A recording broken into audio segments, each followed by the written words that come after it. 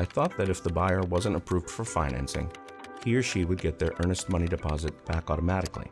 From talking to other realtors, I've heard this isn't always true. Can you explain this to me so I can explain it to my buyer clients? What you heard is correct. The fact that the buyer wasn't approved for financing doesn't automatically mean that the buyer is entitled to have their EMD returned.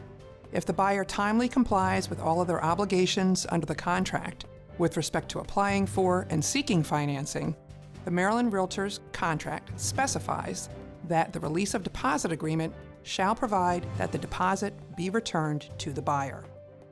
If the buyer has not complied with all of their obligations under the contract with respect to financing, they put their EMD at risk.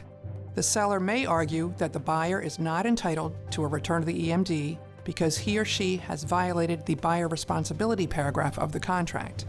The buyer responsibility paragraph states, if buyer has misrepresented buyer's financial ability to consummate the purchase of the property, or if this contract is contingent upon buyer securing a written commitment for financing and buyer fails to apply for such financing within the time period herein specified, or fails to pursue financing diligently and in good faith, or if buyer makes any misrepresentations in any document relating to financing, or takes or fails to take any action which causes buyer's disqualification for financing, then buyer shall be in default, and seller may elect, by written notice to buyer, to terminate this contract and/or pursue the remedies set forth under the default paragraph of this contract.